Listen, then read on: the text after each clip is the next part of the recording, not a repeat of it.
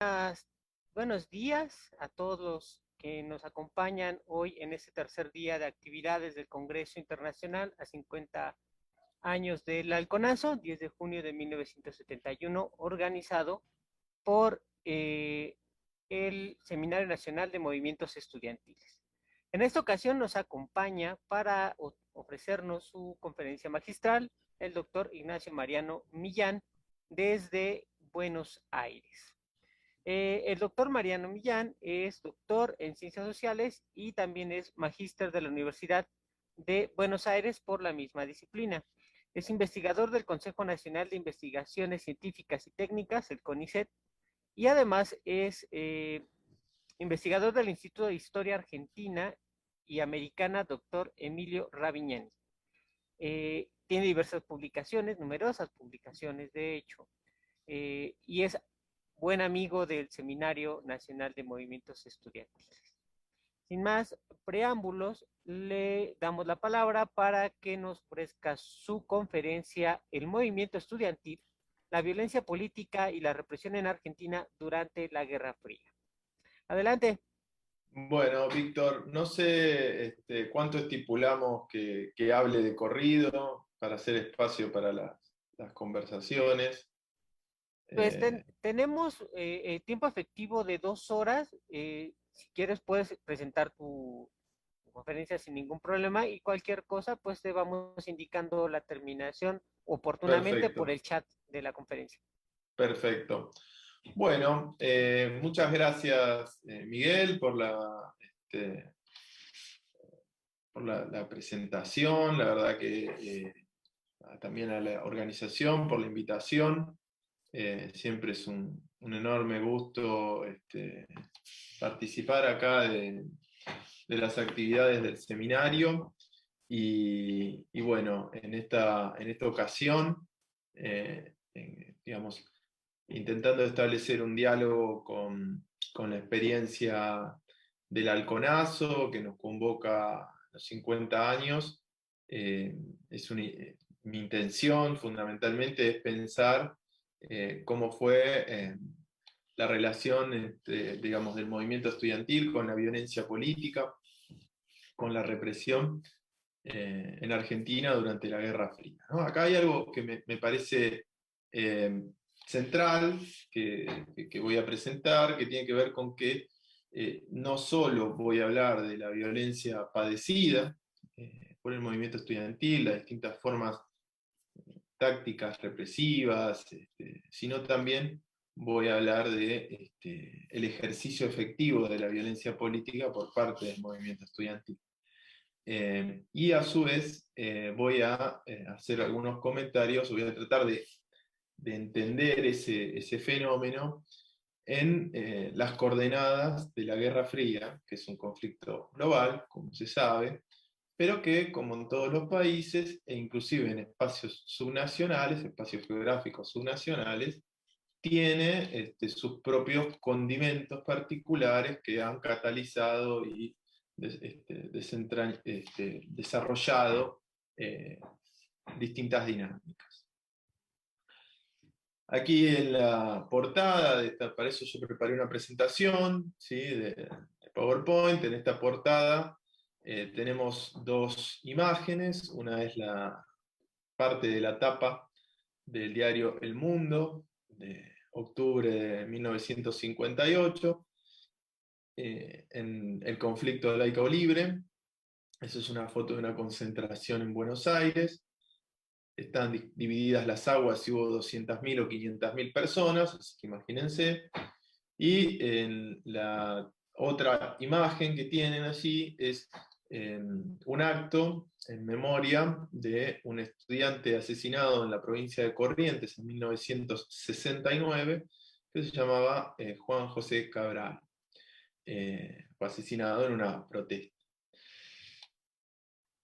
Aquí hay algunas cuestiones muy generales. Yo no voy a detenerme a hablar específicamente de la Guerra Fría, pero hay que marcar que digamos, el movimiento estudiantil y los orígenes del movimiento estudiantil están entramados de alguna manera con una, con una historia de mucho más largo plazo que la Guerra Fría, marcamos aquí digamos, el momento fundacional, de alguna manera, aunque no digamos, la emergencia o el primer hecho, en la reforma del 18, ¿no? La reforma del 18, yo no, tampoco me voy a detener en la reforma, pero sí en una cuestión que es central para entender el comienzo de la Guerra Fría en Argentina, en las universidades en Argentina, que es como el movimiento reformista, o parte del movimiento reformista surgido en 1918, en Argentina, tuvo una fuerte impronta antifascista.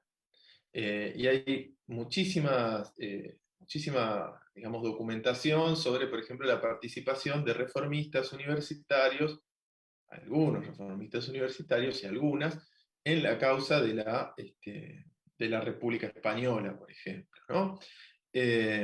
En ese marco es que se debe comprender la disputa del movimiento estudiantil de origen reformista con el régimen político surgido del golpe de Estado de 1943, del cual luego surge el peronismo, que es el partido político más importante del país.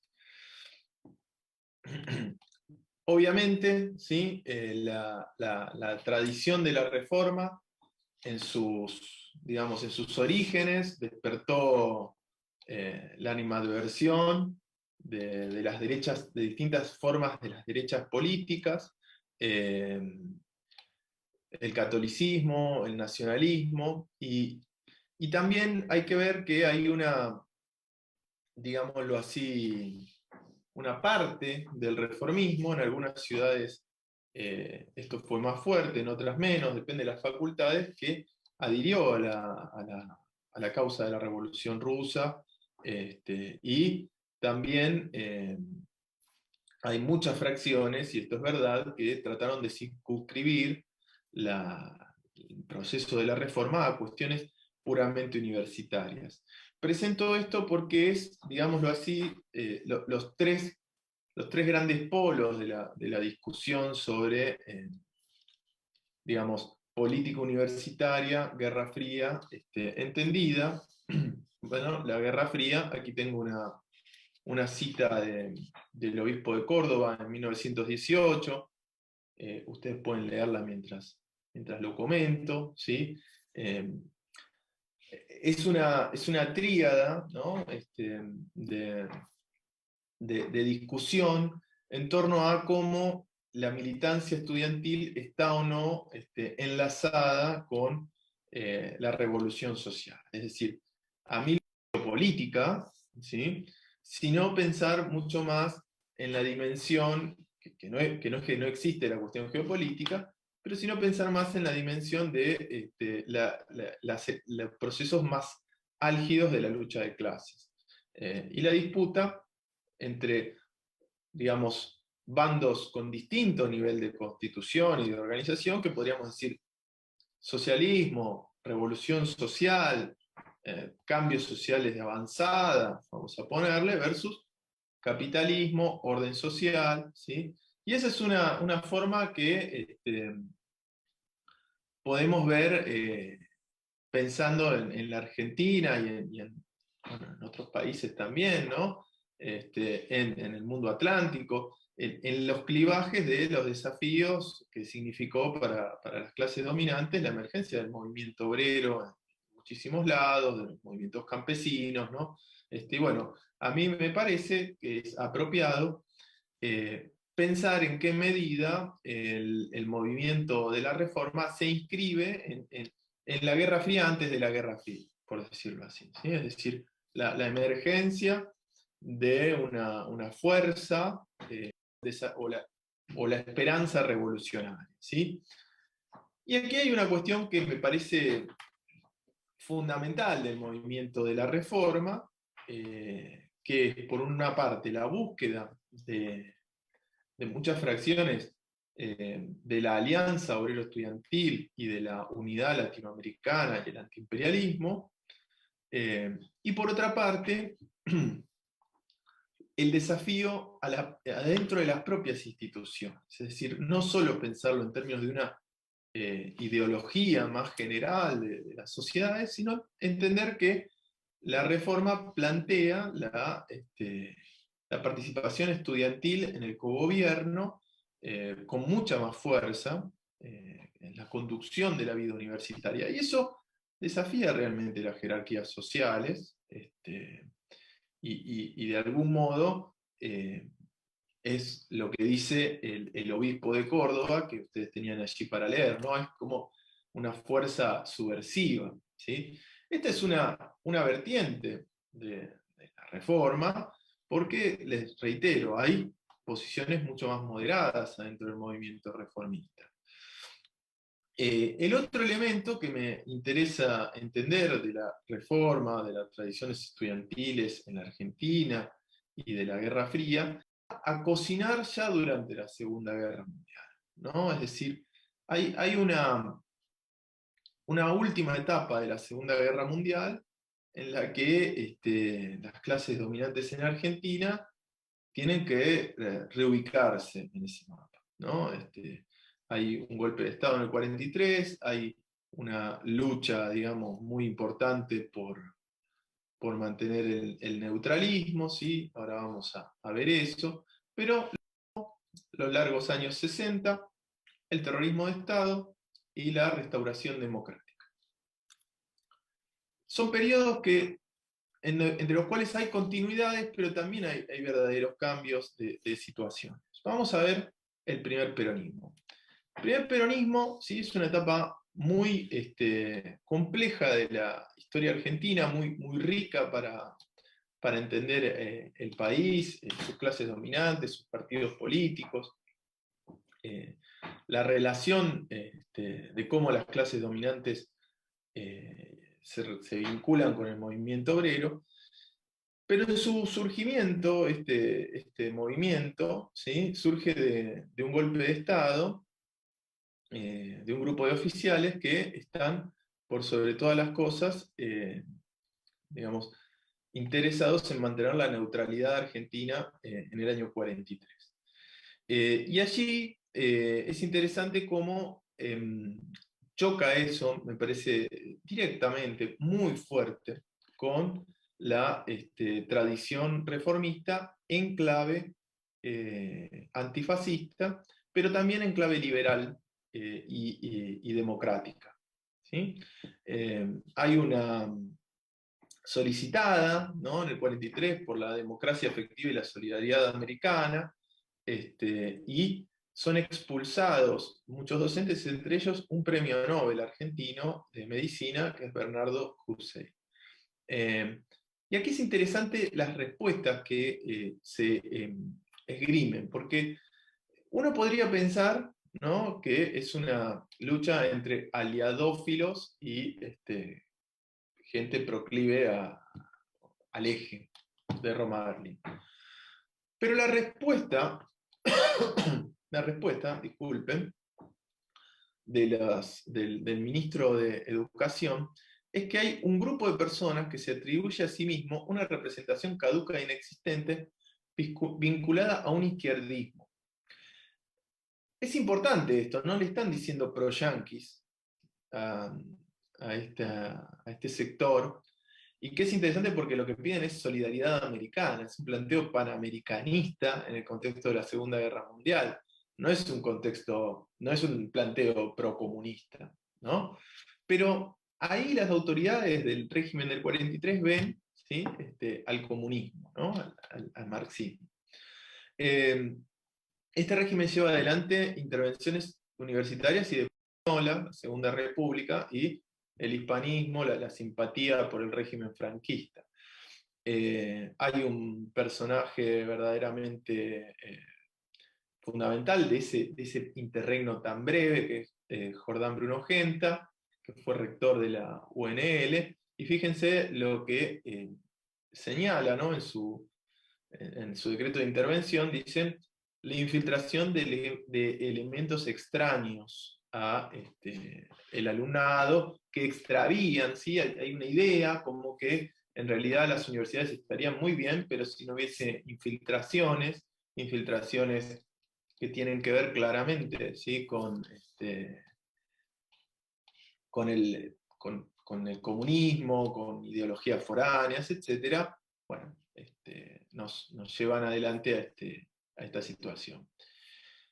Yo, aquí van a ver que aparecen entre paréntesis distintos nombres, esto lo debería haber dicho antes, les pido disculpas a las personas que están aquí, pero yo presento hallazgos de investigaciones de un equipo muy grande, de gente súper inteligente y muy buena, entre la cual tengo el gusto de estar, y uno de ellos es Juan Sebastián Califa, que va a ser citado reiteradamente en este tramo porque tiene un libro fundamental sobre el movimiento estudiantil entre el 43 y el 66. Bueno, fíjense también otro elemento, ¿no? Que es la proscripción de la fuga, ¿sí?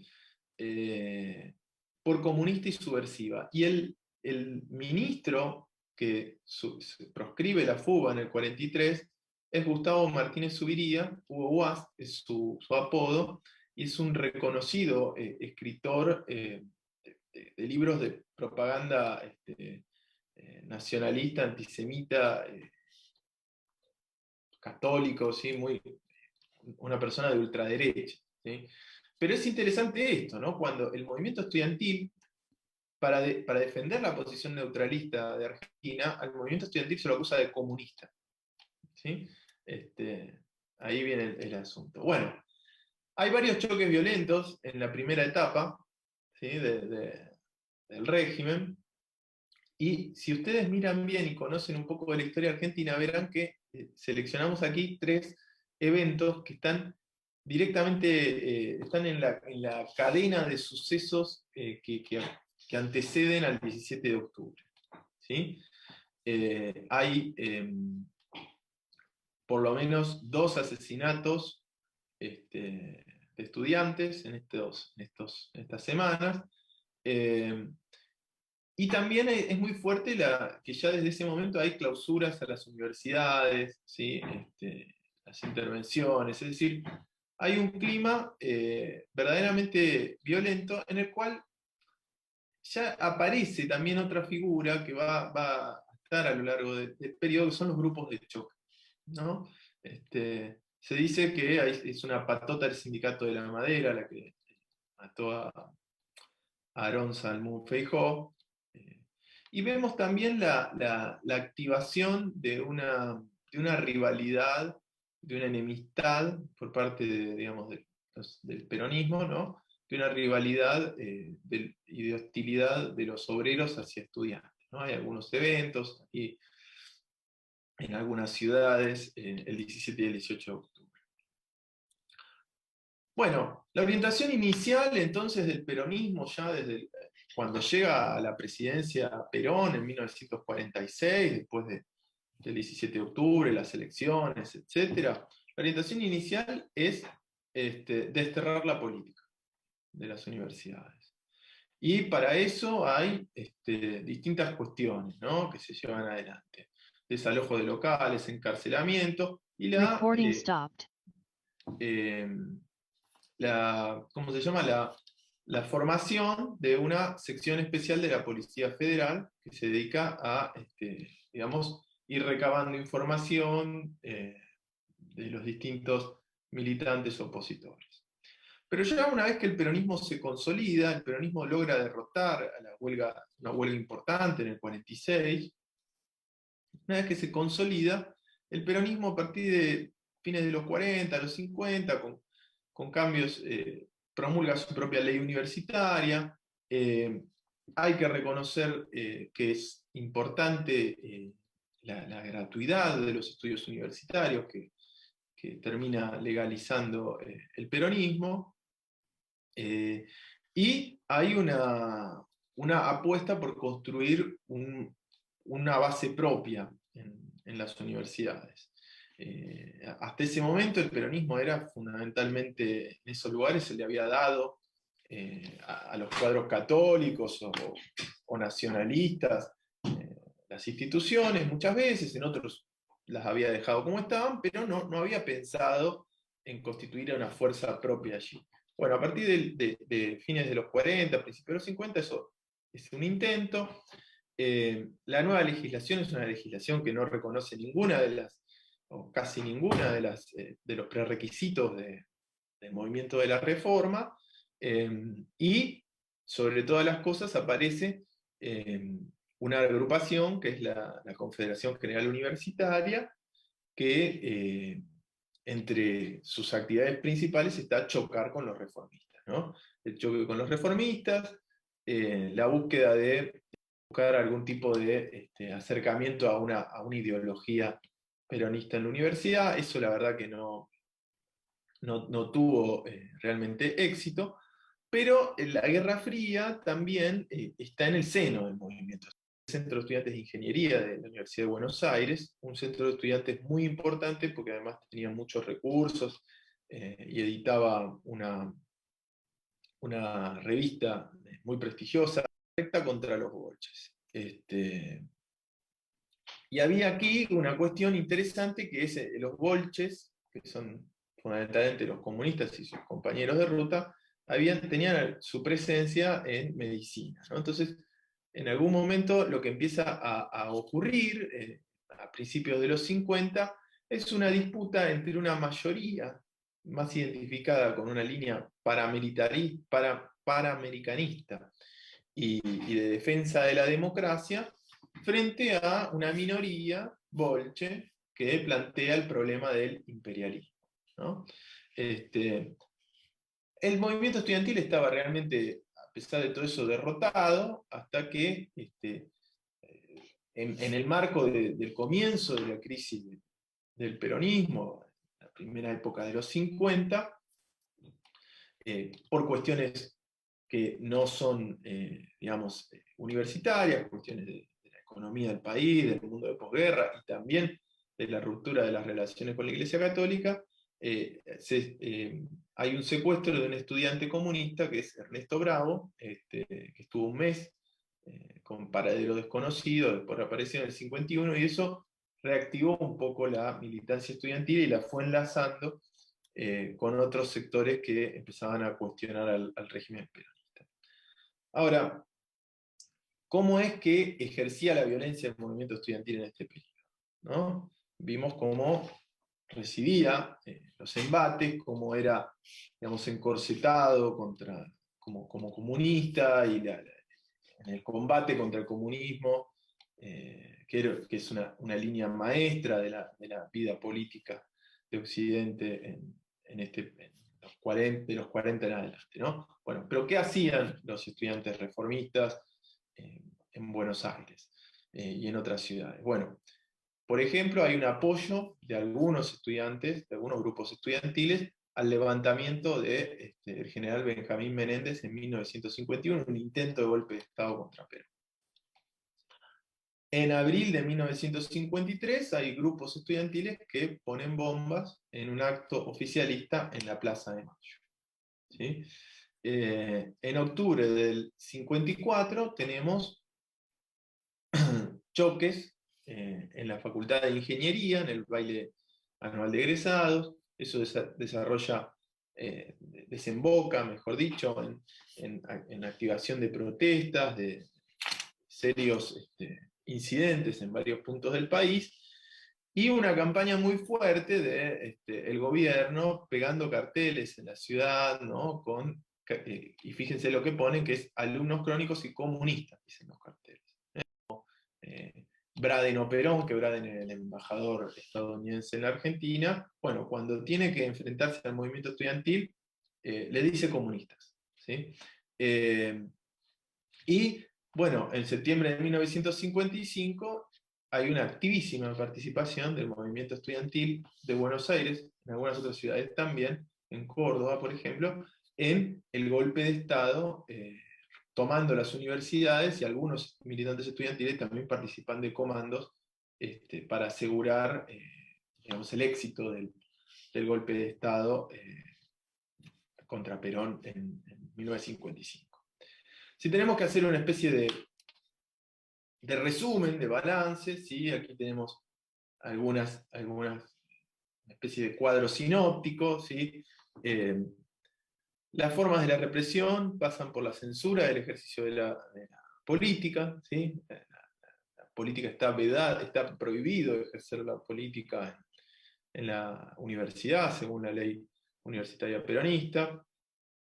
La represión policial, el ataque de grupos de choque. En general, estos grupos de choque, ya vamos a ver, tienen un carácter un poco menos letal, ¿sí? Aunque han matado gente, que los grupos de choque de los 60 y 70. Inclusión de una doctrina oficial, ¿no? La idea de moldear de alguna manera ideológicamente la vida universitaria. Los vectores de la Guerra Fría, podemos decir que hay un macartismo oficial, muy claro, inequívoco, y también un anticomunismo muy marcado en el seno del movimiento estudiantil, ¿sí? De varios sectores. Hemos elegido la línea recta, pero hay también otras agrupaciones en distintas universidades del país. El ejercicio de la violencia estudiantil, fíjense que hay choques con la policía, hay participación en conspiraciones militares y hay atentados explosivos. Acá hay algunas formas que no van a persistir luego, ¿no? La participación en conspiraciones militares es de este periodo y que tiene relación con cómo gran parte del movimiento estudiantil forma parte del golpe de Estado del 55. Y la legitimación de la violencia en las representaciones que tienen los estudiantes sobre la violencia, los y las estudiantes sobre la violencia, es muy importante, ¿no? Recordar que en 1955 la FUBA tenía una presidenta, que es posteriormente una colega, que es Amanda Tubes, ¿sí? Que es el ejercicio de la violencia, está parangonado de alguna manera con la resistencia contra el nazi-peronismo. Y la resistencia, ¿no? El vocabulario un poco de la Segunda Guerra Mundial. Es interesante esto, cómo la Guerra Fría surge realmente del seno de la Segunda Guerra Mundial y no es lo que viene después de la Segunda Guerra Mundial. Aunque también es eso. Bien, en los largos años 60 hay tres momentos que marcamos aquí, ¿sí? Tres subperíodos. Vamos a ver el periodo que va de Laica Libre al golpe del 66, el periodo que va del asesinato de Pampillón al ocaso del régimen dictatorial de la Revolución Argentina, y el periodo que va de una institucionalización fallida, ¿sí? Con el tercer peronismo, al comienzo del terrorismo de Estado. Bueno, la autoproclamada Revolución Libertadora expulsó una enorme cantidad de docentes, al igual que lo había hecho el régimen en el 43, ¿no? En este sentido, cada uno que llega va haciendo una especie de purga del sistema universitario, que es una purga desigual según las universidades. Esto es mucho más pronunciado en Buenos Aires, en La Plata quizás, pero en otras universidades esto no tiene la misma profundidad, ¿sí? Y con una fundamentación, ¿no? Que es muy importante, digamos, que dice que es para combatir cualquier tipo de totalitarismo. Estamos en la Guerra Fría, ustedes entienden que el totalitarismo puede tener la acepción en Argentina del peronismo, que la tiene, pero, y esto desata las alarmas de la militancia comunista, es bastante claro que va a volverse sobre los comunistas más tarde, más temprano que tarde, ¿sí?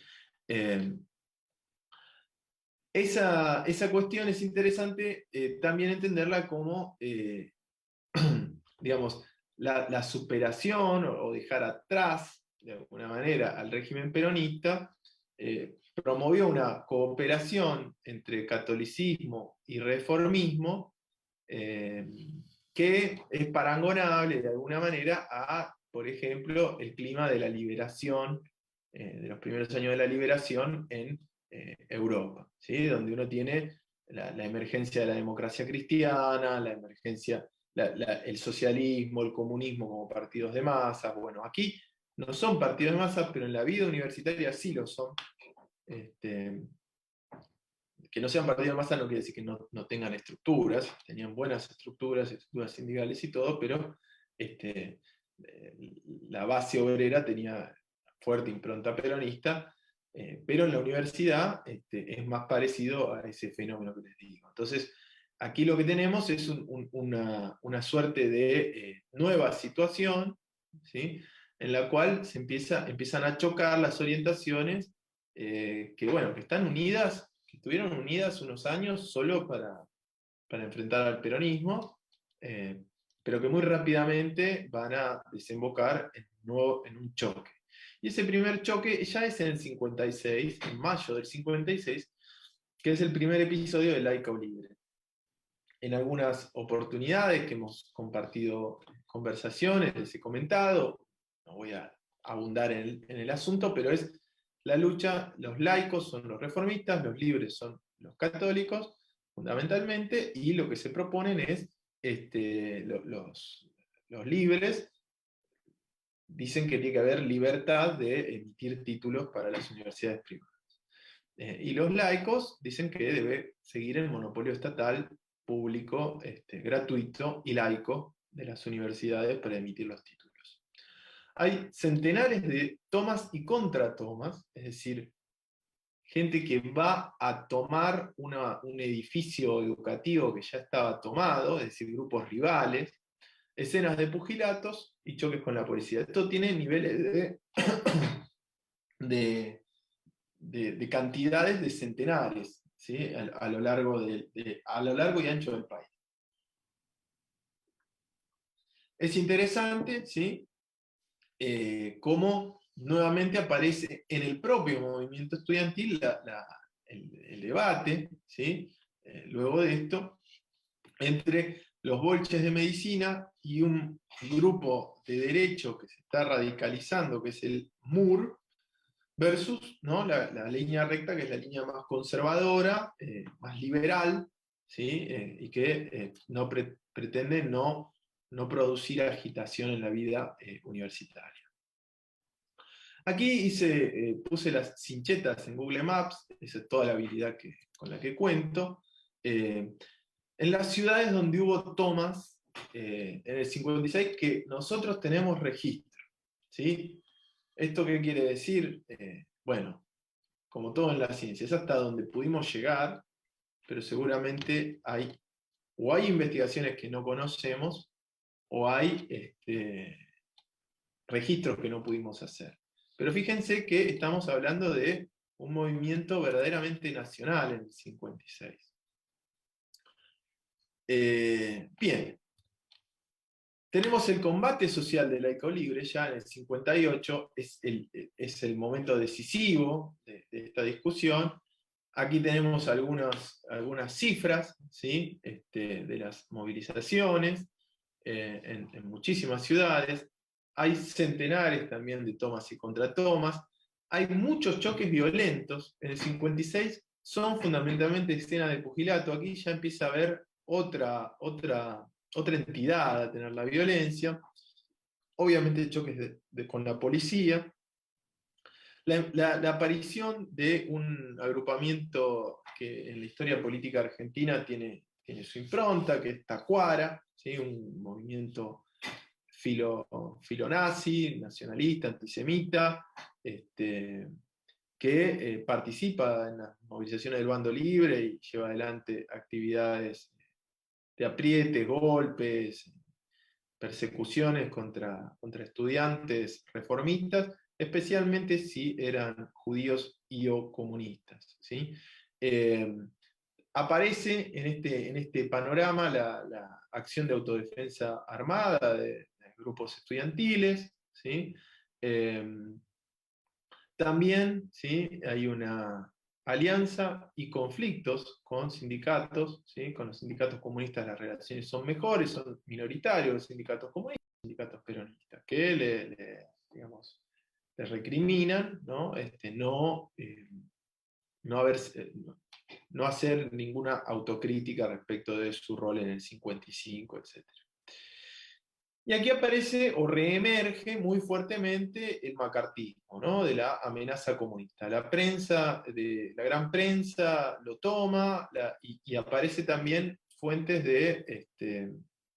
aquí tenemos algunas cosas, son extractos eh, de fuentes que hizo Valeria Manzano, oportunamente, que marcan un poco, hay un diario que aparece en cursiva, que se llama Mayoría, ¿sí? Que es un diario peronista, que bueno, es un diario totalmente opositor a estas movilizaciones. Y es opositor, ¿sí? Como pasa con La Nación, que es el principal diario de la Argentina, ¿sí? Es opositor al movimiento porque ve allí la influencia del comunismo. ¿Sí? Y eso me parece verdaderamente central del proceso de laico libre. En parte digamos, por la violencia y el ejercicio de la violencia, en parte también por la aparición de la Guerra Fría ya de una manera mucho más descarnada eh, en la vida del macartismo, y también en parte porque hay una realidad, que es que los comunistas van ganando influencia en el movimiento estudiantil en la última parte de los 50 y principios de los 60. Bueno, aquí tenemos un mapita con el registro del 58. Yo haría una aclaración, la cantidad de ciudades aparecen como menos, pero yo aquí no incluí ciudades de lo que se llama el conurbano bonaerense, las localidades que están alrededor de la capital federal, pero seguramente sean más que en el 56. Pero hay algo muy importante, estas movilizaciones son mucho más grandes, hay mucha más violencia y, les reitero, está mucho más marcada por la disputa comunismo-anticomunismo. Bien, dentro de la Guerra Fría, dentro del movimiento estudiantil y en la disputa universitaria, uno puede encontrar, ¿no? Lo que les decía hace un rato, el crecimiento del comunismo, ¿sí? Frente a los sectores liberales, a la línea recta, la radicalización de grupos del Partido Socialista.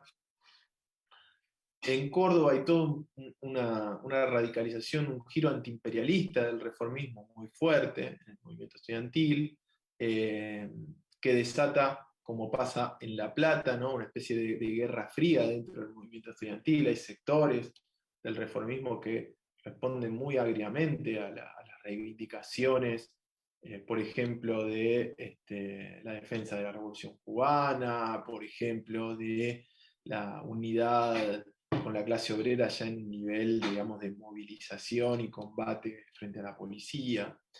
Eh, y hay también ejes, digamos, que tienen que ver con las ideas, ¿no? Hay una crítica muy fuerte a la modernización universitaria entendida de una manera, digámoslo así, puramente técnica, científica, sin pensar en a quién beneficia esa modernización universitaria.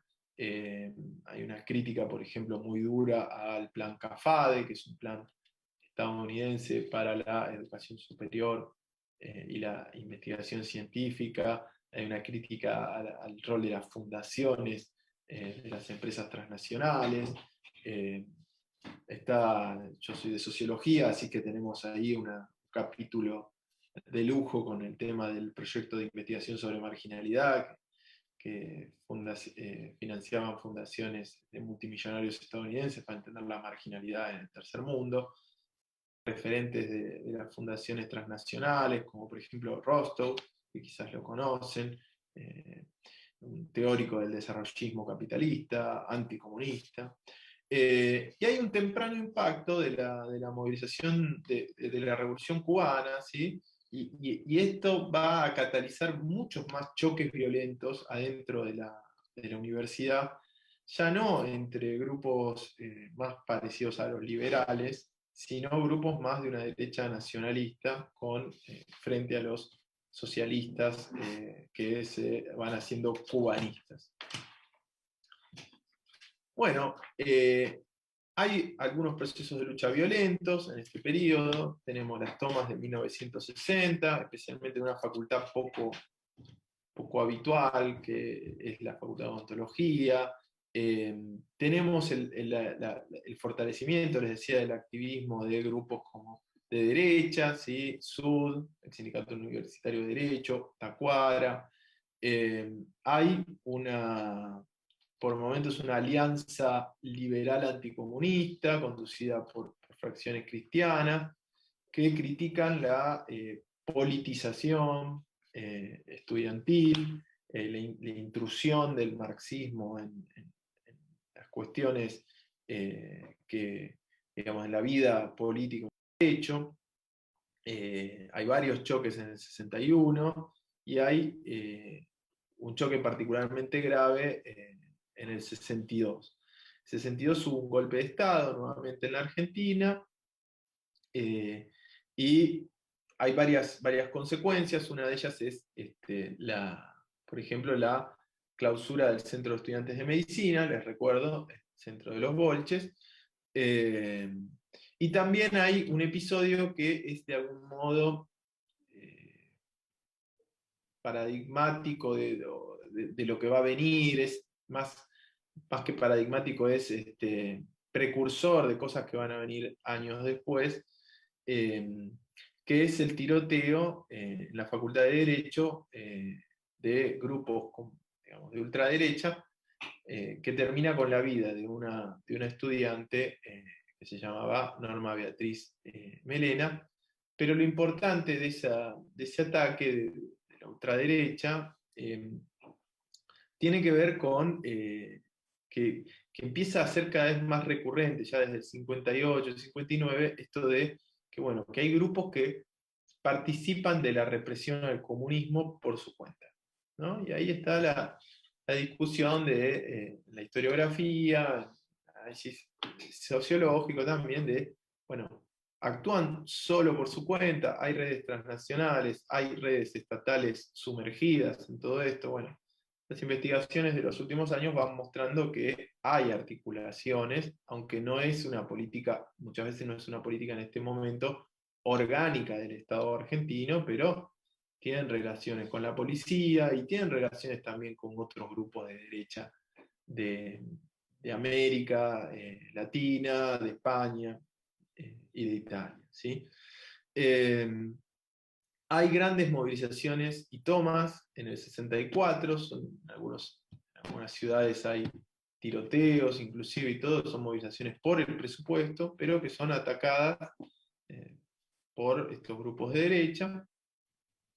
Y aquí también, ¿no?, aparece movilizaciones por la política internacional, nacional e internacional.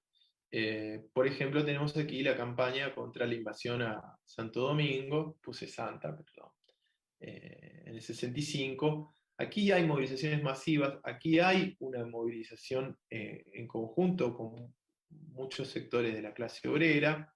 eh, y hay también ataques parapoliciales, ¿no? Aquí tenemos el asesinato de un estudiante comunista que se llamaba Daniel Greenbank, ¿sí?, por parte de la Guardia Restauradora Nacionalista. Fíjense que hay una cuestión como que vale la pena entender de estos procesos, que es la persistencia de la forma medio de actores clandestinos, de sellos que se ubican en un nacionalismo de derecha que tiene mucha relación con lo que fue el 43, ¿sí?, el proceso del 43, que no es la política elegida luego de manera, digamos, cuando el peronismo es más fuerte, en el 50, 51, no es el sueño del peronismo tener esos grupos, pero están en el peronismo, ¿sí? Y que con el golpe de Estado esos grupos son relevados por un catolicismo más liberal, ¿sí?, más liberal, pero que persisten así como núcleos ideológicos de la lucha, digamos, retaguardias en la lucha contra el comunismo en la universidad. Bien, en el 65 llegamos a un escenario, aquí tengo una página del diario ABC de España, donde se discute o se cuenta la discrepancia adentro del gobierno argentino, entre el gobierno y las Fuerzas Armadas, sobre el nivel de importancia de la infiltración comunista. Aquí hay varios episodios particularmente graves desde el punto de vista institucional, ¿no? La universidad había vuelto a ser autónoma, pero el Parlamento, diputados, algunos diputados neoperonistas, algunos diputados conservadores de fuerzas provinciales también, pidieron la comparecencia del rector, del ministro de Educación, etcétera, en el Parlamento para hablar del nivel de infiltración comunista en las universidades. ¿Sí? Inclusive se le pedían medidas a las autoridades universitarias en el 65. Hay también aquí, en el 65, ¿sí? Digamos, un proceso muy importante en la prensa de Buenos Aires de relacionar la organización del Ejército Guerrillero del Pueblo, una organización que intentó desarrollar la insurgencia en la provincia del norte, de Salta, y que realmente es una organización muy pequeña, pero que bueno, se señalaban los vínculos con el movimiento estudiantil porteño, porque la experiencia del Ejército Guerrillero del Pueblo era conducida por Massetti, ¿sí? Que era, digamos, directamente respondía a Ernesto Guevara, el Che Guevara. Entonces estaba la idea de cómo, bueno, los cubanistas, fubistas, cubanistas de la universidad estaban armando la guerrilla en Salta, ¿no? Eso es tan cierto como falso, ¿sí? Era tan cierto como falso porque había ex militantes estudiantiles, pero tampoco era que el movimiento estudiantil estaba organizado para la lucha armada, ni mucho menos, y las mayorías del movimiento estudiantil estaban más en otras cuestiones, aunque simpatizaran con la Revolución Cubana. Aparece también otro evento que me parece fundamental en este contexto, son los monedazos a los militares, a un acto militar desde la Facultad de Ciencias Exactas. Se suele decir que digamos, la Noche de los Bastones Largos es una especie de venganza de los militares a la Facultad de Ciencias Exactas, pero hay una cuestión que es interesante, como este movimiento estudiantil de los 60 es antiimperialista, pero también es antimilitarista y antimilitares, ¿no? Y se ve en los militares, por ejemplo, se hacen las campañas del presupuesto, dicen más presupuesto para la universidad, menos presupuesto para las Fuerzas Armadas, ¿no? Cómo se ve en ese tipo de fuerza verdaderamente un elemento muy negativo y muy ligado a los intereses de las clases dominantes y sobre todo a los intereses imperialistas. Bien, cuando llega el golpe de 1966, es un golpe de Estado que se propone, bueno, inspirado en la doctrina de seguridad nacional, entre otras cosas, lleva adelante una intervención universitaria. ¿Sí? La intervención universitaria destierra toda la autonomía y el cogobierno de la vida estudiantil y universitaria, y esto desata distintas formas de resistencia. Voy a tomar un poquito de agua. ¿Sí?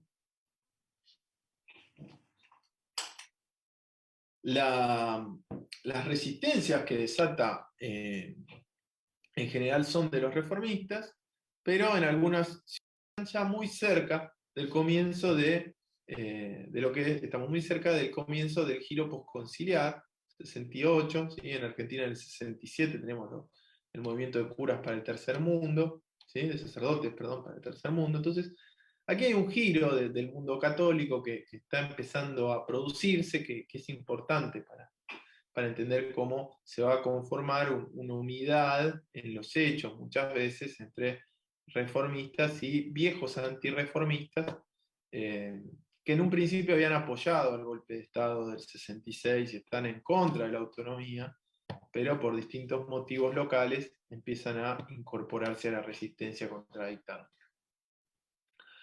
Y en esos eventos de resistencia, ¿sí? La represión es fundamentalmente reactiva, es una represión organizada sobre la gente ya movilizada, se carga sobre la gente ya movilizada, está en general efectuada, en general, no exclusivamente, pero en general, por agentes uniformados, ¿sí? Y es en la calle y en las sedes universitarias, ¿sí? Eso es bastante importante entenderlo porque es una represión bastante transparente, bastante fácil de ver, y el movimiento estudiantil va desarrollando conductas adaptativas a ese tipo de represión, ¿sí? Hay distintas tácticas para burlar la represión de agentes uniformados. Entre otras cosas porque los ven venir. Ese es un dato fundamental de la forma de la represión. Pero ¿qué pasa aquí? Esa forma de represión además es difusa, ¿no? Es decir, es una carga sobre, vamos a utilizar una palabra que utilizamos aquí en Argentina, cargan al bulto de personas, ¿sí? A la cantidad de personas, al contingente de personas, pero no es una búsqueda selectiva de capturar o lastimar o matar a determinadas personas puntualmente, ¿sí? En esa forma más generalizada, más difusa que se le llama, ¿sí? Van a desarrollar, hay dos acciones que son paradigmáticas de este momento, que es la noche de los bastones largos, que es la invasión policial de la Facultad de Ciencias Exactas y Naturales, que incluye bastonazos no solo sobre estudiantes, sino también sobre funcionarios universitarios, entre ellos Rolando García, que era el decano de la Facultad de Ciencias Exactas, luego hombre que trabajaba con Piaget y trabajó toda su vida luego con Piaget. Y es muy importante ese evento porque fíjense que se le llama la Noche de los Bastones Largos, en alusión a las tropelías del nazifascismo, ¿no? Entonces, como todavía pervive la idea de una resistencia, de la resistencia, de la existencia de ejes, de formas autoritarias cercanas a lo que fue el eje. Y la discusión que se organiza en la vida política universitaria alrededor de las renuncias masivas de profesores y luego la exoneración de muchísimos profesores. De nuevo, esto es mucho más pronunciado en Buenos Aires y en La Plata, Rosario y en otras ciudades esto tiene una intensidad menor, ¿sí? Los cambios no son tan drásticos. Pero en Buenos Aires es muy fuerte esto. Hay facultades que quedan muy mermadas su planta docente. Y el movimiento estudiantil de Buenos Aires queda muy golpeado en el 66. En Córdoba, la resistencia estudiantil es más fuerte, en parte porque allí participan con más intensidad los sectores católicos a partir del asesinato de Santiago Pampillón en septiembre del 66. Ese no fue el primer episodio en el cual la policía cargó sobre una multitud y disparó. Pero en este caso mataron, ¿sí?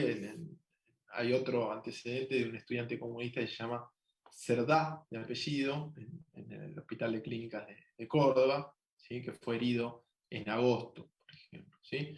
Pero a Pampillón lo mataron y Pampillón se convirtió en un mártir estudiantil y popular. Y aquí yo quiero detenerme en un aspecto estrictamente cualitativo de qué entendemos por mártir, porque un mártir no es una víctima, es un caído de una causa.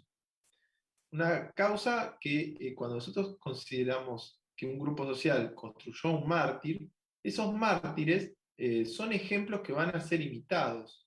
No en el sentido de que las personas busquen la muerte, sino que esos grupos que construyen la figura social del mártir, ¿sí?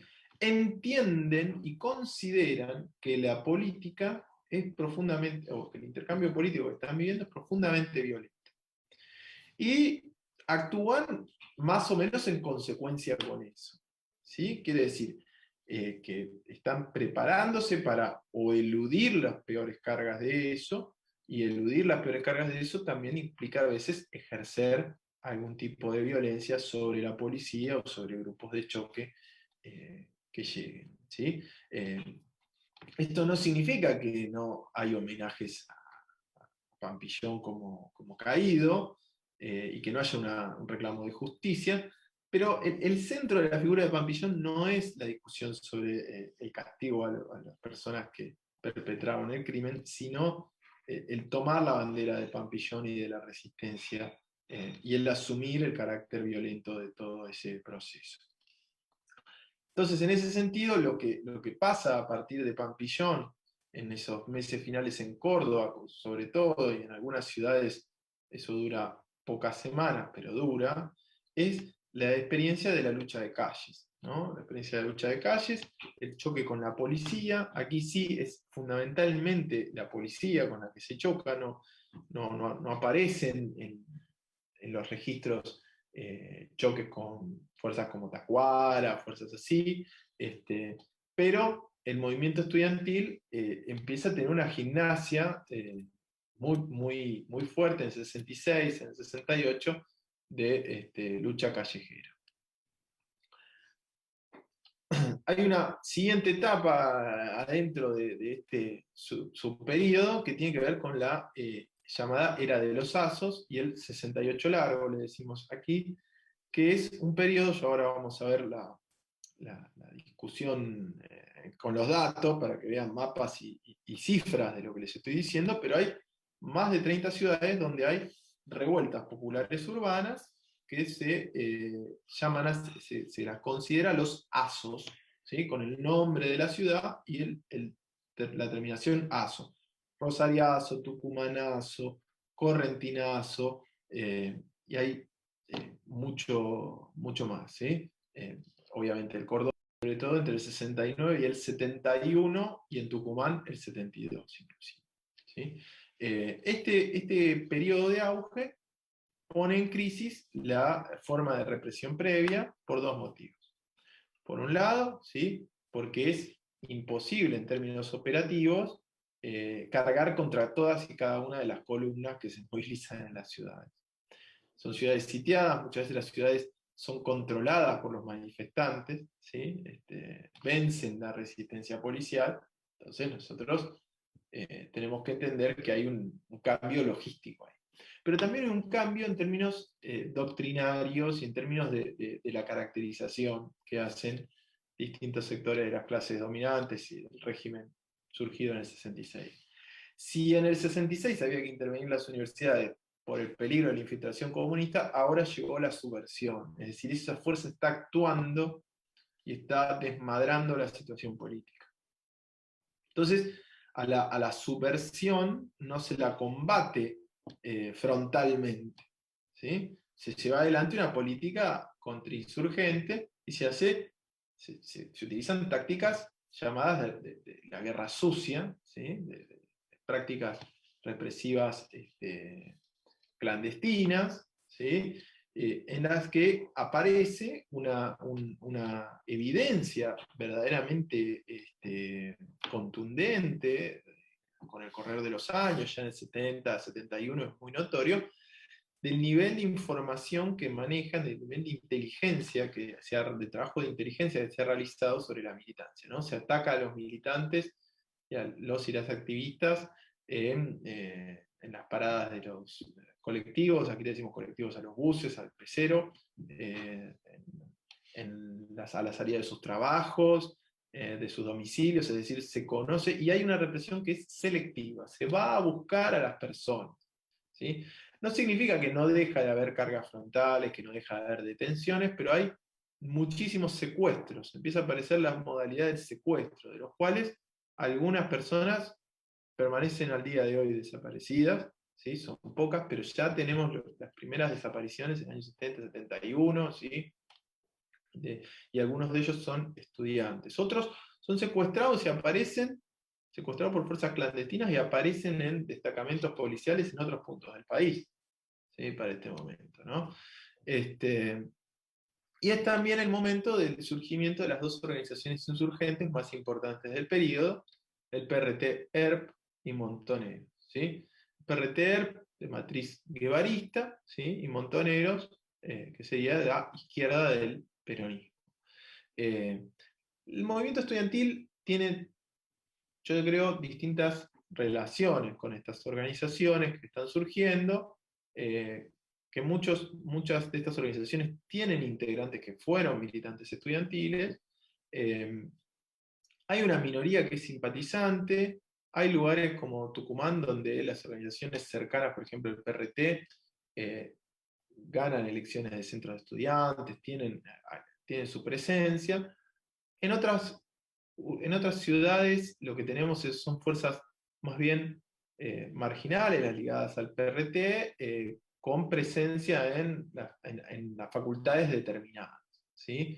Por ejemplo, en Buenos Aires en Filosofía y Letras, eso es muy fuerte, pero no son mayoritarias, eso es muy importante, también no son mayoritarias y no despiertan una ola de entusiasmo generalizado, aunque sí hay una mayoría de la militancia estudiantil que es fundamentalmente aquiescente, ¿sí? Que respeta a estas organizaciones, que los considera compañeros, compañeras, pero que bueno, no es su vía hacia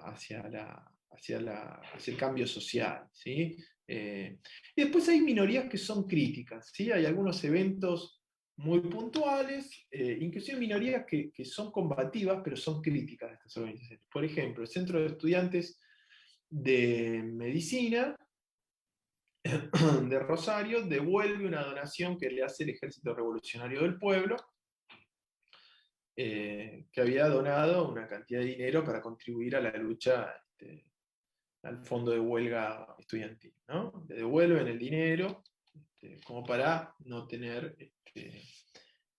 vínculo, ¿sí?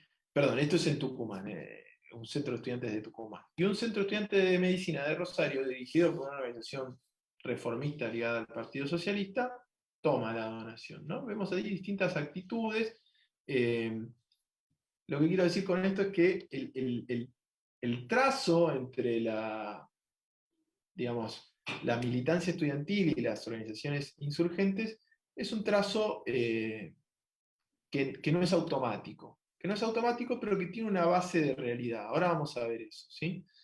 Aquí tenemos marcadas algunas de las ciudades donde hubo grandes movilizaciones estudiantiles en estos años. En muchas de estas ciudades hubo movilizaciones estudiantiles en varios de estos años, movilizaciones muy numerosas, muy importantes. Como verán, ¿sí? El mapa ya tiene muchas más hinchetas que a mediados de los 50 y es un movimiento muy vigoroso, ¿sí?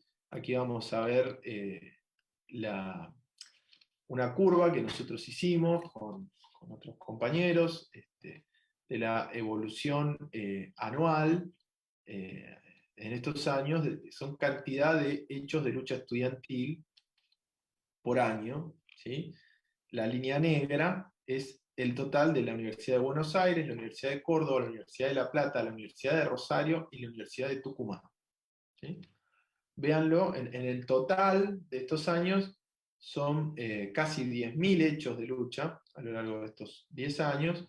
Hay años que tenemos, ¿sí? 1.350, hay años que tenemos 1.500 hechos de lucha. Es decir, es un movimiento verdaderamente muy prolífico en la cantidad de acciones que lleva adelante, ¿sí? Tenemos un registro muy detallado de toda esta etapa porque Pablo Bonavena construyó durante varios años el registro de la prensa de todo esto y nosotros fuimos haciendo las codificaciones años después para ver la magnitud de esto. Decía, esta es la cantidad de acciones que lleva adelante el movimiento estudiantil.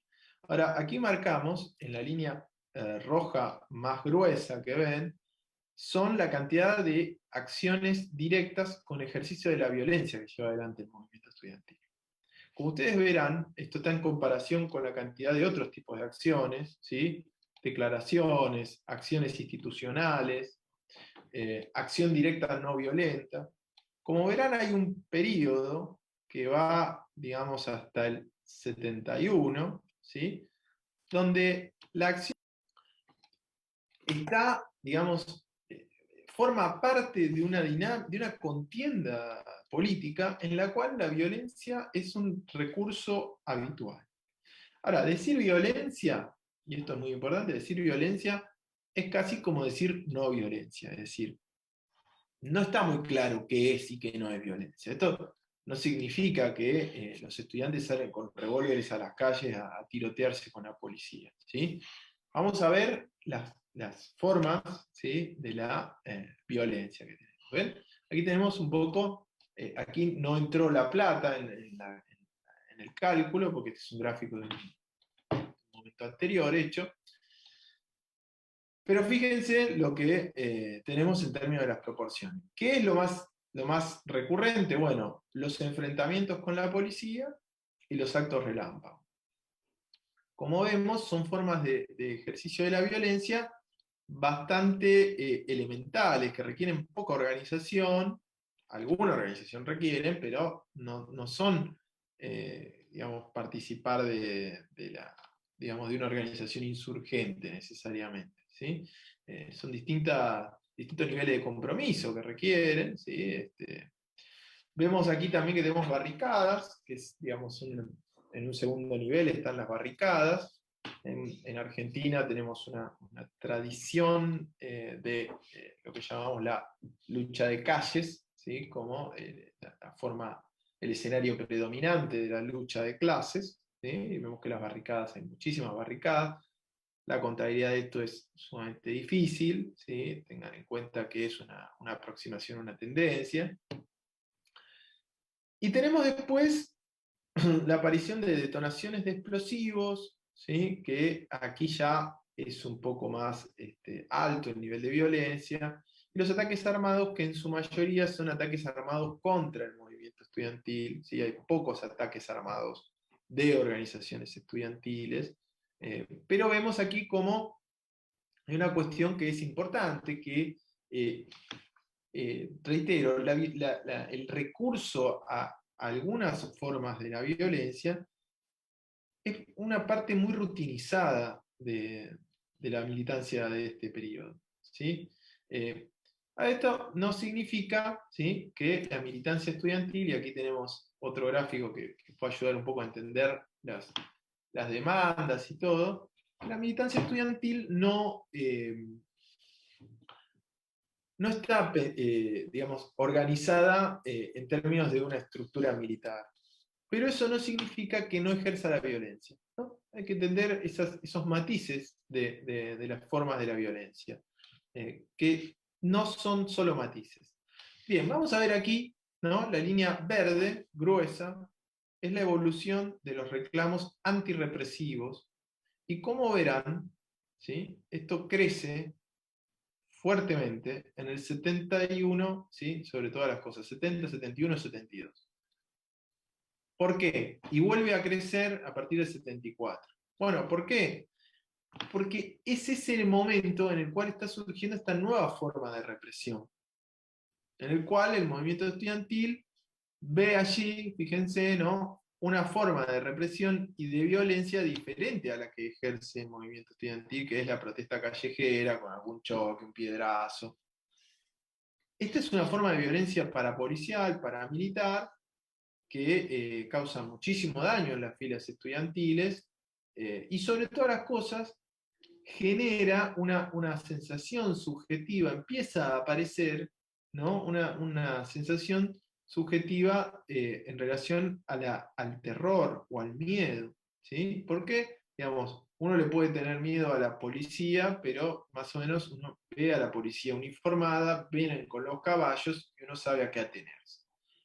Ahora, de repente cualquier persona puede sacar una escopeta recortada dentro de la facultad y empezar a los tiros, como eso ocurría, ¿no? O venir un grupo y empezar a los chumbos en las facultades. Y eso es realmente genera una disposición muy diferente, ¿no? Porque uno no sabe cuándo va a venir el enfrentamiento, etc. Por otra parte, aparece ya en este periodo una forma mucho más dura de legislación de excepción, cámaras específicas a las que van varios estudiantes procesados por terrorismo, ¿sí? Aparece también formas de detención brutales, ¿sí? Bueno, por ejemplo, hay un barco anclado en el Río de la Plata, en el cual van presos estudiantiles y populares, ¿sí? Es un verdadero cambio de época ese.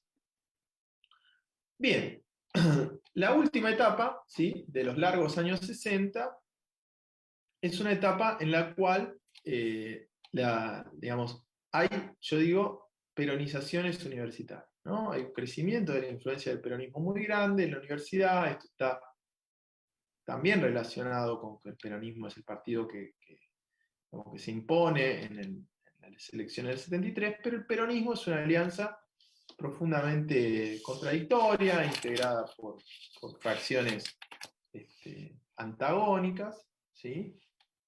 Y cuando digo peronizaciones, digo que hay sectores, digamos, de la llamada izquierda del peronismo, ¿sí? Aquí marco un nombre muy general, ¿sí?, que es la tendencia revolucionaria. La organización Montoneros es la organización más importante de esa parte del mosaico del peronismo. Y del otro lado, ¿sí?, hay un gran abroquelamiento que va a tener mucha fuerza, un efecto de polarización, ¿sí?, contra Montoneros, ¿sí?, que hay sectores más ortodoxos, más, podríamos decir, antirrevolucionarios, ¿sí?, y hay sectores profundamente contrarrevolucionarios, ¿sí?, como son los grupos parapoliciales, paramilitares, y digamos, el crecimiento verdaderamente exponencial en la cantidad de acciones y en su lugar en la intervención pública y todo, de grupos y de sellos de la ultraderecha. Uno de los sellos más importantes en la vida universitaria es la Concentración Nacional Universitaria, una organización que surgió en parte, es una ruptura de la vieja tacuara que mencionábamos hace un tiempo, ¿sí? Y son organizaciones profundamente, bueno, una forma de entender el peronismo, ¿sí?, muy ligada al antisemitismo, el nacionalismo, el catolicismo, y un estrecho vínculo, varias de ellas, con dos fuerzas de la vida política e institucional argentina, que son grupos de sindicatos o secciones de sindicatos, por ejemplo la UOM, la Unión Obrera Metalúrgica, y por otra parte, grupos de la policía o de sectores de las Fuerzas Armadas que apañan, avalan, ayudan a estos sectores que ya vienen actuando desde el 71, 72, pero en este contexto eso se va a convertir verdaderamente en algo mucho más fuerte, ¿sí? Aquí hay una cuestión central que tiene que ver con la continuidad de la discusión de la contienda entre insurgencia contra insurgencia, la llamada amenaza subversiva, ¿sí?, y cómo esto se traduce adentro de un gobierno formalmente constitucional, adentro de un partido político como el peronismo, ¿sí?, donde verdaderamente el que no se tiró cuerpo a tierra en ese momento recibió un balazo, ¿sí?, un proceso muy violento, en el cual hay una disputa de poder en términos de poder real, de de cuestiones fácticas, de resortes de la administración pública, pero también una disputa de orientaciones políticas. ¿Sí? Tendríamos que decir que hay un extremo que son, digamos, Montoneros y sus organizaciones cercanas, que en la universidad, sobre todo en la Universidad de Buenos Aires, tenía mucho peso en el 73, ¿sí? Adquiere muchísimo peso, y que son organizaciones que intentan, de alguna manera, llevar adelante una revolución social frente a organizaciones que se inscriben, digamos, Montoneros y sus organizaciones cercanas, se inscriben en el peronismo porque ven en el peronismo la posibilidad de llevar adelante una revolución social, y las otras organizaciones y muchos sindicatos que se inscriben en el peronismo para evitar la revolución social. Y esa es la clave del asunto. Y estas vertientes de la disputa intraperonista tienen sus conexiones, por una parte, con el resto de la sociedad no peronista, que digamos que hay otros grupos de izquierda en la sociedad argentina, ¿sí? Hay apoyos muchas veces, o hay aquiescencia con las organizaciones armadas hasta el 73, por ejemplo, del Partido Comunista, ¿sí? Hay una triangulación, inclusive internacional, de este sector, ¿no? Cuba, bueno, Chile todavía estaba, hasta el golpe del 73, hay un auxilio, en cierta medida, de estos grupos, pero también, ¿sí? Hay del otro lado lo mismo, ¿sí? Los grupos más extremos tienen un plafón de organizaciones aliadas, cercanas, que en algún momento están más cerca, en algún momento un poco más lejos, ¿sí? Que se presentan como ortodoxas, como moderadas, pero que no van con la política de Montoneros, y que son organizaciones que, además, las organizaciones tanto de ultraderecha como muchas de las organizaciones cercanas, que forman parte de redes, ¿sí? Por una parte con actores estatales, con actores de la política legal, pero por otra parte también redes transnacionales, ¿sí? Hay una importante tradición en Argentina de entender cómo la contrainsurgencia tiene la relación ya histórica, desde los 50, con la escuela francesa, de las Fuerzas Armadas, con la Escuela de las Américas estadounidense, pero también hay que presentar el tema, ¿no? Como se está viendo en los últimos años, por ejemplo, Pablo Bonavena lo está laburando, que es la fuerza contrainsurgente italiana, ¿no? Y hay un conglomerado de empresas italianas y de influencias. Está la logia Propaganda 2, ¿sí? Esto está inclusive, hay juicios en Europa donde hay personas que han sido condenadas por participar de determinadas actividades y cometer determinados crímenes, como por ejemplo el atentado de la Piazza Fontana, ¿sí? Que esas personas, algunas de ellas están relacionadas con personas muy influyentes en el peronismo argentino en el 73-74, ¿no? Entre ellos un presidente provisional que se llamaba Lastili. ¿Por qué digo esto? Porque en ese escenario, ¿sí? Hay un fenómeno interesante. Por una parte, el movimiento estudiantil se va institucionalizando, cobran mayor peso peronistas y radicales, los comunistas conservan su cuota, pero el peronismo y el radicalismo crecen muchísimo y se convierten en mayoritarios en ese periodo tan breve. Y es un movimiento estudiantil que deja sus formas, digamos, más violentas, callejeras, etcétera, con la esperanza de que un gobierno democrático va a cumplir con determinadas demandas, etcétera. Esa esperanza, fíjense qué interesante, muchas veces está acompañada o está conducida por organizaciones cercanas a Montoneros, ¿sí? Pero las organizaciones cercanas a Montoneros en la universidad, que donde tienen funcionarios y todo, promueven cierta, digamos, moderación en los reclamos, ¿sí? Y cuando hay que reclamar es por cuestiones, digamos, de los funcionarios, pero no están desarrollando una campaña permanente de agitación. Pero del otro lado, los grupos más derechistas van a desarrollar una campaña de agitación y de acoso junto a la policía también, ¿no? Para ir desalojando a los cercanos a la tendencia revolucionaria, a los cuales se les llama, ¿sí? Los infiltrados. Aquí tenemos algunas cuestiones que tienen que ver con la derecha peronista y la depuración interna del movimiento. Hay tres publicaciones que tienen allí, tienen una portada de diario, ¿sí? Del diario La Opinión de Buenos Aires, del día 2 de octubre de 1973.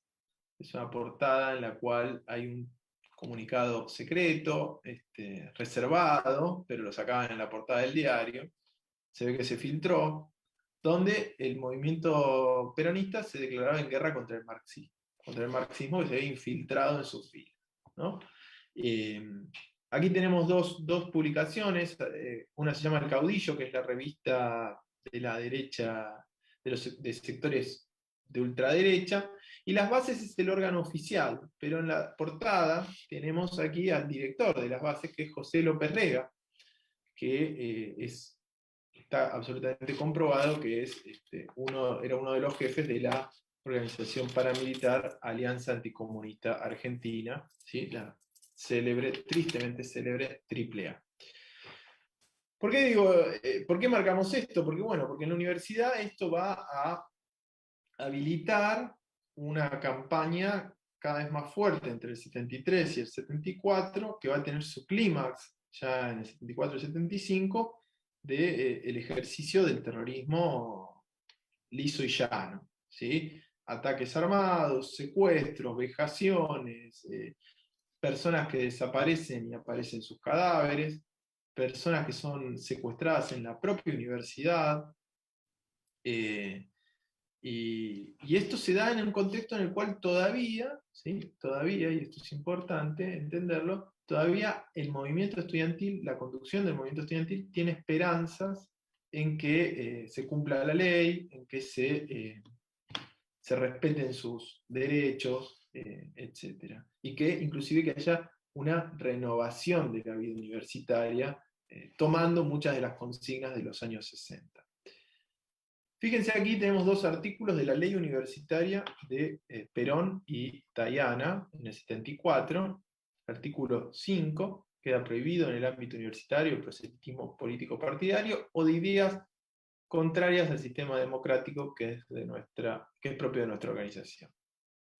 En el artículo 51, ¿sí? Entre las causales de intervención, aparece una palabra no inocente en el punto D, que dice subversión contra los poderes de la nación o falta grave de competencia. La palabra subversión, ¿sí? La palabra subversión no es una palabra inocente, es un contexto en el cual el gobierno, esto se promulga a principios de marzo del 74, el gobierno nacional depuso o aceptó el derrocamiento de una cantidad muy grande de gobernadores de provincias. Nosotros llamamos provincias lo que en otros países llaman estados, ¿sí? Nosotros tenemos un gobierno federal, pero los depuso a esos gobernadores o ayudó a deponer esos gobernadores. Es un contexto además en el cual la palabra subversión es muy fuerte porque hay un endurecimiento del Código Penal y a su vez también hay un castigo a los diputados ligados a la tendencia, son expulsados del bloque y expulsados del Congreso los diputados de la izquierda peronista que están en contra del endurecimiento del Código Penal, por ejemplo, ¿sí? Que aumenta las penas para los delitos contra el orden público. Entonces la palabra subversión no es una palabra inocente en ese contexto. ¿Sí? Es una palabra que traza una línea de actuación posible, habilita cosas muy peligrosas, y los propios militantes peronistas de la izquierda del peronismo decían que eso era peligroso, ¿sí? Para no caer en una idea de que no lo sabía. A pesar de que algunos votaron en el Congreso una ofensiva derechista bajo la misión Ivanišević, ¿sí? Que fue el ministro de Educación. Aquí marco algo muy importante: Ivanišević fue rector de la UBA en los años 40, y luego fue ministro de Educación. Porque vuelvo con esta idea, ¿no? De cómo hay como dos vertientes del anticomunismo, ¿no? Una vertiente más liberal democrática y una vertiente más nacionalista católica, ligada en parte a algunos sindicatos, sindicatos que, bueno, ustedes utilizan la palabra charros, ¿sí? Aquí le decimos burócratas sindicales. Son sindicatos que defienden los intereses empresariales, sobre todas las cosas. Hay una crisis muy grande dentro de la JUP por la tensión con la conducción partidaria y con las agrupaciones aliadas, ¿sí? Porque muchas de las agrupaciones aliadas quieren frenar la escalada de tensión, pensando que, bueno, que se puede frenar esa escalada. Un balance, ¿sí? de este largo periodo de casi 20 años, ¿no? Tenemos que en las formas de represión aparece la proscripción de la práctica política, la represión policial y dos generaciones de grupos de choque. Yo diría que hay una generación de grupos de choque, digamos, con inspiraciones ideológicas parecidas, nacionalistas, fascistoides, filofascistas, pero que la segunda generación, ya empezados los 70 o fines de los 60, empezados los 70, es una generación mucho más letal y mucho más articulada con una iniciativa estatal más fuerte de represión, digamos, paralegal, alegal, ilegal, etc. Hay un macartismo oficial desde 1965 muy marcado, muy marcado. Hay un anticomunismo en el seno del movimiento estudiantil hasta el 65. A partir de ese momento eso empieza, realmente está en, ¿sí? Hay ya empezar a construir el padrón de la vida universitaria, los profesores, los estudiantes, las militancias, los vínculos, ¿no? Ir como peinando, desde la jerga policial, peinando el terreno, ¿sí? Bueno, ir construyendo eso. Es un periodo de largo plazo, que uno va viendo cierta acumulación de conocimientos sobre las características de la militancia estudiantil. Y también hay un capítulo específico que es la contrainsurgencia dentro del peronismo, ¿sí? Que tiene una entidad en este periodo muy grande, ¿sí? La idea de la infiltración, la depuración interna del movimiento, los infiltrados marxistas. Piensen que inclusive ese comunicado llamaba decía que estaba en guerra y que cada cual utilizara, cada conducción local, partidaria, utilizara los métodos que correspondieran, ¿no? Eso podía ser algo verdaderamente violento. Tenemos en el ejercicio de la violencia estudiantil, ¿sí? Varias cuestiones. Por una parte, los choques con la policía, las barricadas, los actos relámpago, ¿sí? Tenemos un montón de cuestiones, y tenemos aquí marcado un enrolamiento minoritario, pero enrolamiento al fin, en las organizaciones insurgentes. Las representaciones sobre la violencia, aquí me parece que hay mucha tela para cortar, ¿no? No voy a detenerme en detalle en todo esto, pero hay una legitimación muy fuerte de las rebeliones populares, de las manifestaciones masivas, y hay una conmemoración de los mártires estudiantiles, ¿sí? Por ese lado hay una legitimación.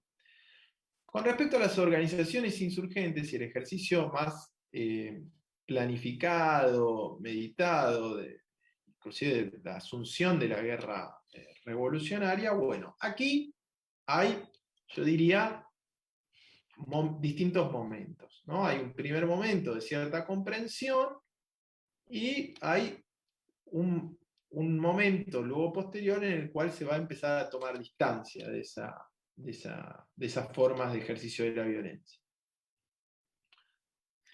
Es importante, perdón, que esas formas de ejercicio de la violencia, cuando se va tomando distancia, también van apareciendo menos las reivindicaciones a eventos como el Cordobazo o a Pampillón. No es que se conserva lo anterior exactamente, es como que redefine un poco la idea sobre cómo es la violencia. Bueno, el terrorismo de Estado en las universidades, les decía, comienza sin lugar a dudas, ¿sí? Entre el 74 y el 75, con la misión Ivanišević. Aquí tenemos algunos puntos de la misión Ivanišević. Lo importante de esta etapa me parece que es, por una parte, la combinación entre paramilitarismo, un anticomunismo incluso de doctrina, ¿sí? La depuración y achicamiento de estructuras universitarias, que es algo que va a continuar luego la dictadura militar, instaurada en el 76. El nombramiento de funcionarios filofascistas. Aquí tenemos la portada de un libro de quien fuera rector de la Universidad de Buenos Aires entre septiembre y diciembre de 1974, Alberto Otalagano, que tiene un título así como para bestseller, ¿no? Soy fascista, ¿y qué? ¿Sí? Hay muchos decanos, hay muchos personajes verdaderamente sacados de una galería de lo reaccionario, ¿sí? Por ejemplo, hay un decano de la Facultad de Filosofía y Letras, Sánchez Abelenda, que era un presbítero, ¿sí? Y andaba con incienso exorcizando las aulas de la Facultad de Filosofía y Letras de la UBA, sacando los demonios marxistas, ¿no? Esto pasó, esto está registrado, pero a la vez que uno ve esa forma, ¿no? Lo que hay es una enconada acción paramilitar, ¿sí? Es decir, están en puestos funcionarios muchos ideólogos, por ejemplo, el inspirador de la CNU, Tisandro, se le encarga a él y a otras personas el rediseño del área de la humanística de la Universidad de Buenos Aires. Hay una creación de un cuerpo de celadores, eso no prosperó luego, pero una idea de cómo tener personal vigilando pasillos, ¿no? Es una alianza muy fuerte con las direcciones de las centrales sindicales peronistas, ¿sí? Como les decía. Y esto va a cambiar en el 75, el final de la misión Ivanišević, con una crisis socioeconómica y política muy grande en el invierno del 75, va a dar lugar a la llegada de otro ministro que, más que recostarse sobre el ala sindical, se recuesta sobre las Fuerzas Armadas, ¿no? Y el nuevo ministro va a la campaña, al campamento del ejército argentino en Famaillá, donde están combatiendo contra el PRTR, según la campaña, ¿sí? Se llama el Operativo Independencia, ¿sí? Y hay un montón de otros eventos similares. Lo importante es que aquí aparece nuevamente, la idea de que la reforma es el germen de la desobediencia estudiantil. Bien, el movimiento estudiantil va a ir adoptando paulatinamente, acá tenemos algunas citas, ¿sí? Lo que en los 80 se llamó la llamada teoría de los dos demonios. ¿Qué es la teoría de los dos demonios?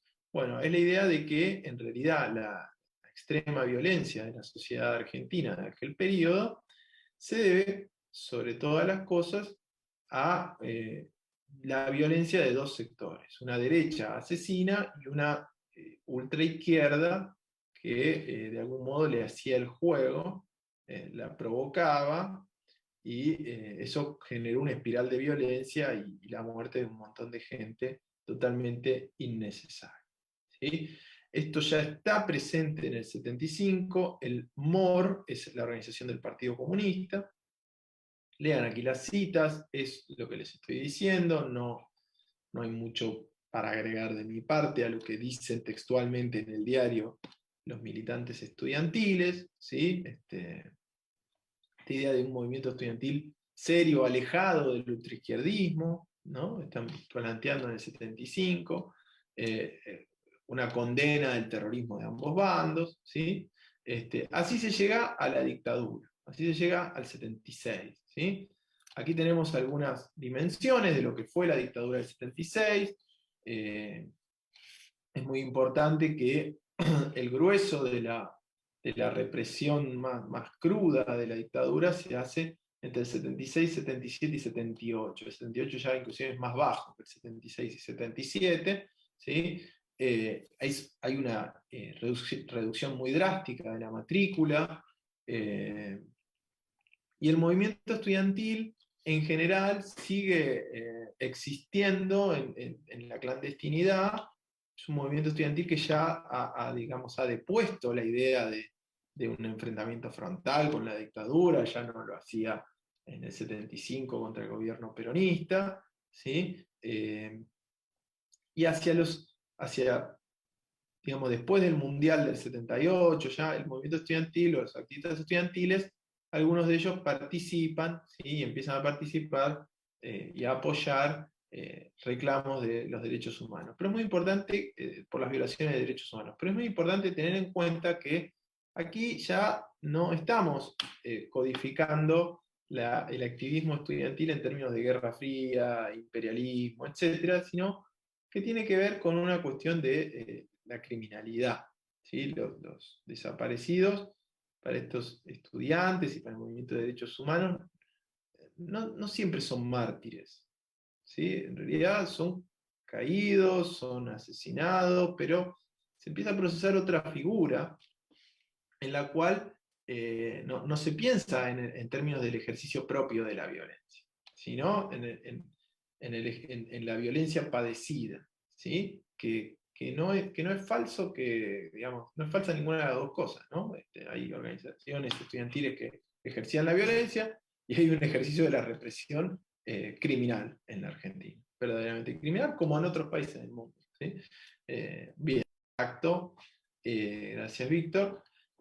Bueno, aquí tenemos algunos datos de Guadalupe Sella sobre los desaparecidos o asesinados en la UBA, que construyó también Guadalupe.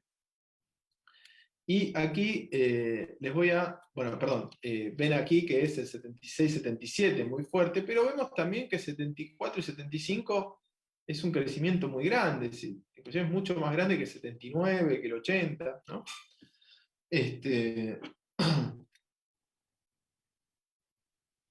Y aquí vamos a ver ¿sí? Unas citas de los 80 que están extraídas de la tesis de Jan Cristal, que es un colega que también se dedica a estos menesteres. Y bueno, aquí el movimiento estudiantil dice explícitamente, los militantes estudiantiles, que reniegan en todos sus términos de la Universidad del 73. Reniegan hay que desterrar la violencia estudiantil. ¿Sí? Es interesante esto porque hay una esperanza democrática en los 80 bastante asentada. El presidente de la Argentina tenía una frase, Alfonsín, que decía: con la democracia se come, se cura y se educa. ¿Sí? Lamentablemente es una promesa que no se pudo conquistar aquí en la Argentina, pero es interesante, no quiere decir solo en términos de los crímenes de la represión, sino también en términos de no ejercer la violencia. Y cuando se piensa en ejercer la violencia, se piensa en las organizaciones insurgentes y no en las otras formas de la violencia que sí ejercía el movimiento estudiantil, que tiene que ver con la lucha de calles, etc. Eso se asocia directamente a la insurgencia. ¿Se entiende? Hay una especie de nebulosa que no se comprende muy bien cómo es que se arma una imagen, que es todo un paquete indiviso, pero que en los hechos de los años 70, como hemos visto, no era tan fácil la unidad de eso. ¿Sí?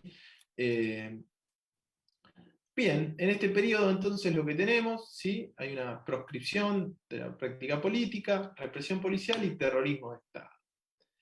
Eh, Aquí lo que aparece como novedad en los vectores de la Guerra Fría, a pesar de que ya no hay una amenaza comunista, porque está aniquilada las organizaciones de izquierda, es la emergencia de grupos estudiantiles independientes de derecha con perfil liberal. ¿Sí? Hay varios personajes de la política argentina que surgen entre los dictadura y los 80, vienen del movimiento estudiantil. Bien, aquí tienen el cuadro, ¿sí? Yo con esto voy a dejar de compartir, tenía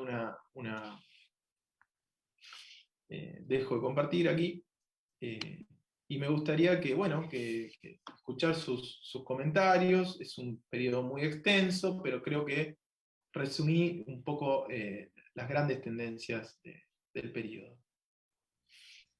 Sí, muchas gracias, Mariano. Y como en este tipo de cuestiones académicas a distancia, el tiempo y las cuestiones logísticas siempre apremian, digamos, la cuestión de exactitud, ¿no? Lamentamos igual eh, la premura, pero bueno, tenemos comentarios, saludos sobre todo, pero tenemos tres preguntas puntuales. La primera es de Elisa Martínez, en las ¿De cuales dice quién? que, de Elisa Martínez, que nos menciona que mencionan muchas movilizaciones y que solo se mencionan 5 universidades. ¿Qué pasó en las otras? Menciona. Y también mencionan el hecho del barco. En un barco, ¿hacia dónde los llevaron? Si tienes ¿Consideras que el terrorismo de Estado en Argentina supera lo ocurrido en otros países de América Latina? Ok, Sí, serían todas.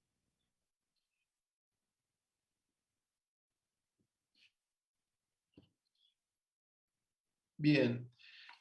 Antes que nada, un abrazo muy, muy grande a la distancia, a Gloria, bueno, que me- cuando pueda ir a México o ella venir aquí, me gustaría verla, que la quiero y la admiro. Y paso a responder a Elisa las dos preguntas. Lo primero y principal es que este es digamos, el relevamiento que hicimos, que hizo Pablo y que nosotros hemos hecho su codificación y ciertas tareas de registro suplementario, incluye a todo el país. No sé si recordás que nosotros marcamos con las cinchetas muchas ciudades, ¿sí? Lo que pasa que entendemos que es una muestra muy representativa de las grandes tendencias del movimiento estudiantil. Pero sin lugar a dudas hay luchas estudiantiles en muchas otras universidades. Aquí no lo tomamos, pero una universidad muy grande es la Universidad de Cuyo.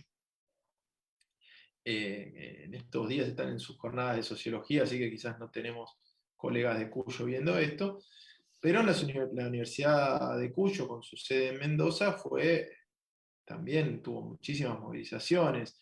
La Universidad del Nordeste, que no la hemos contado, para que se den una idea, yo eso sí lo hice la contabilidad, pero no la sumé a estas 5 universidades, tuvo también cerca de 1000 eventos de lucha estudiantil durante este periodo, que es en la zona de Corrientes, Resistencia y en ese momento Posadas. ¿Sí?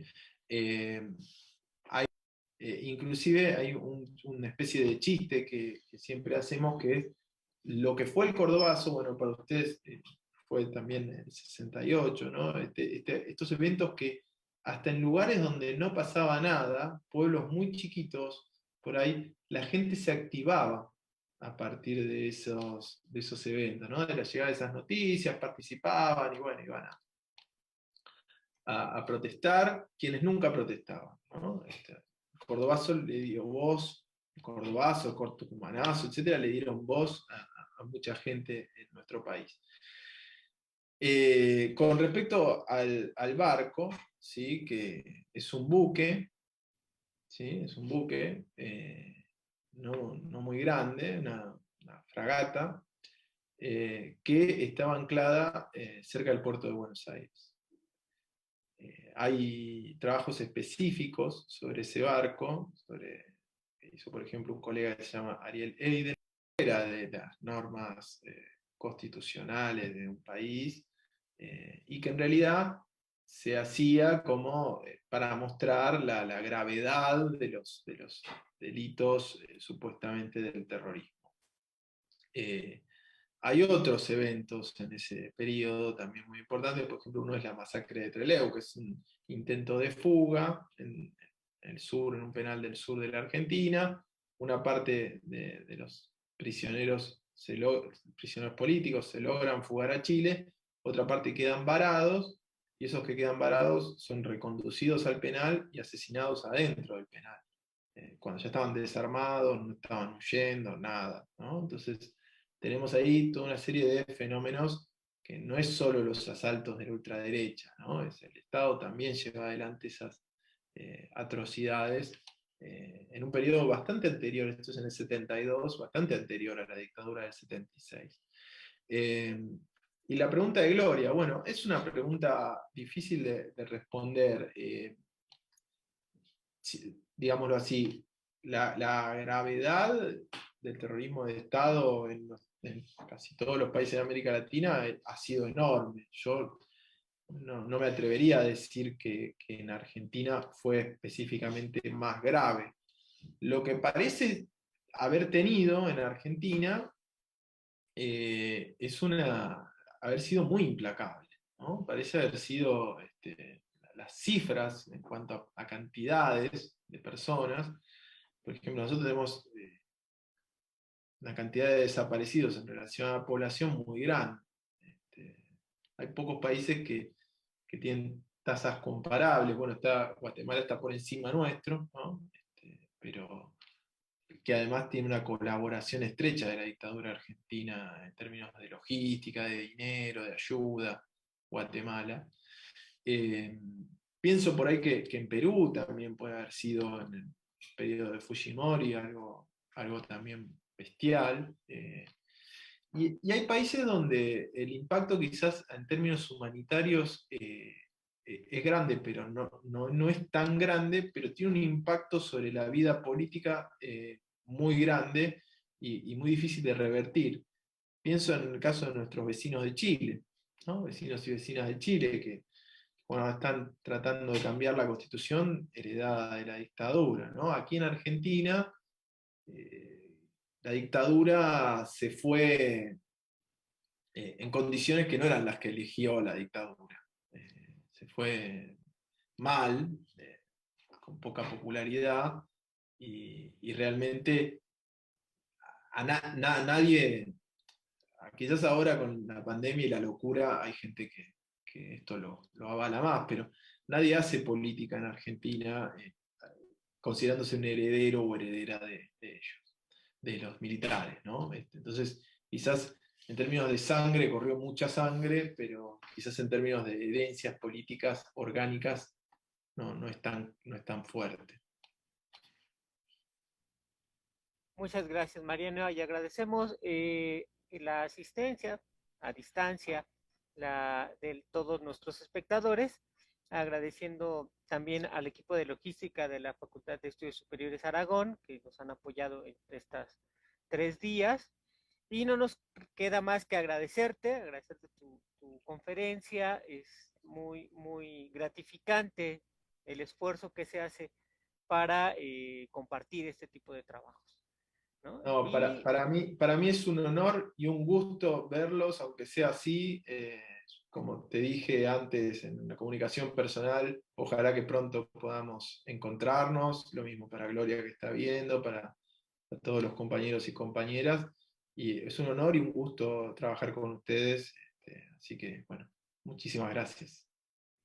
Y para todos los invitamos a seguir las actividades posteriores de este congreso, recordándoles que a las 6 tenemos la conferencia magistral del doctor Fritz Glockner y mañana tenemos también actividades en las cuales oportunamente podrán verlas en los carteles de las páginas del seminario y del congreso a 50 de 71. Sin más preámbulos, agradecemos su asistencia, nos vemos muy pronto.